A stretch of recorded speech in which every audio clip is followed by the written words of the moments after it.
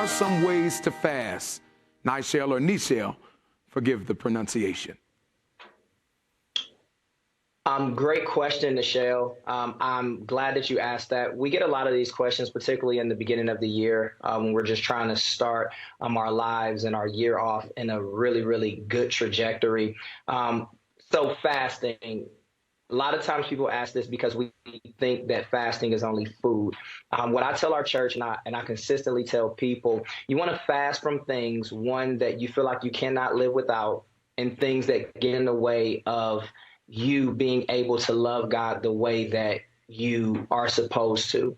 So I'll tell a person that if you are strung out on social media, you may need to fast from that and stay away from it. And every time you have the urge to go to social media, what if that's a prayer time? What if that's a devotion time? It's the same thing with food. Whenever I fast from food, and we've had calls where many of us were fasting and, you know, we didn't have a lot of pre-show conversation because we just didn't have the energy. I think, 3 or 4 weeks ago, I was on all water for, 7+ days, and we were just sitting there saying, okay, hey, let's kind of calm down. But every time I desired food, what I try to do is fill myself with the word. So fast from things that has taken your attention away from who he is to you. And I believe that's a way for you to recenter yourself on who God is. It is not just a holy hunger strike. It is an opportunity for us to get closer to him. I love that. Pastor Lev, there was a time once before on one of the programs on Ask the Pastor a few weeks ago that you said you can fast your time and you can tithe your time. What are your takes on that still? Absolutely. You still feel the same way? So I tell people I do still believe in the tithe. I do not believe it's legalistic to the point where you go to hell if you don't.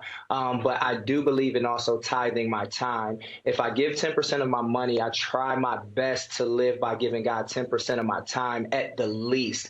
I believe in my day-to-day, I give him more than that, but 10% of your time is a little bit over 2 hours. That's not just reading the Bible, but that's talking to him in the car and talking to him on your way into work. When someone gets on your last nerve, you ask them for one more. It's an ability to give back to him what he's given to you. Very good. Thank you. Apostle Webster, what are some ways to fast? Well, scripturally speaking, in Isaiah 58, the Lord asked, he said, wherefore have we fasted? Is it wherefore have we afflicted our soul? So fasting is afflicting your soul. Thou takest knowledge. Behold, in the day of your fast, you find pleasure and exact all your labors. Behold, ye fast for strife, debate, to smite with the fist for wickedness. Ye shall not fast as ye do this day. This is a fast that I've chosen. He said that a man afflict his soul, that he bow down his head as a bulrush, to spread sackcloth and ashes under him.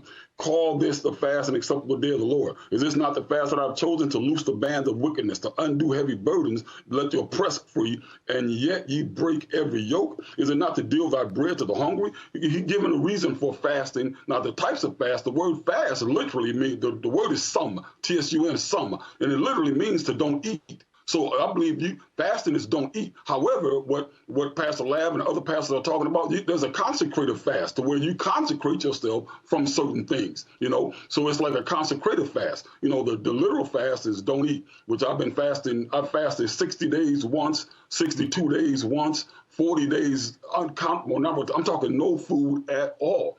It is my niche. I believe people should find their niche. What keeps you attached? Some people pray, and some people are prayer warriors. Some people write. Some people worship. Mine is fasting. I found that fasting keeps me attached. And there's different ways to consecrate yourself to the Lord. Time, get off of TV, get off of social media. There's different ways you can consecrate yourself, many different ways.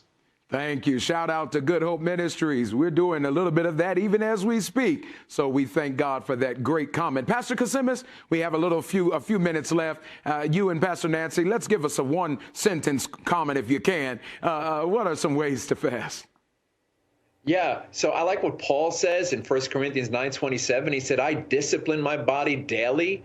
He says, lest after I preach to others, I may become disqualified. So what he's saying is that he was making sure that nothing externally except for God was controlling his life.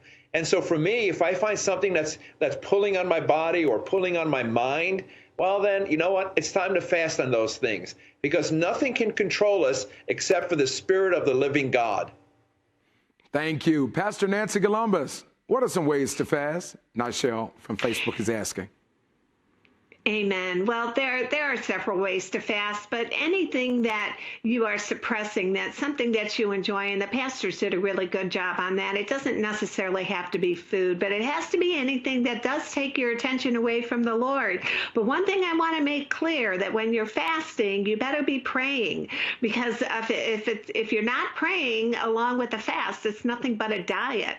So if you're going to fast, you need to spend that time with the Lord, and you need to be praying, you need to be in the Word, you need to be in Bible study, and the whole purpose of it is to get closer and closer to the Lord, so that you have a oneness with Him and that you become more than a conqueror.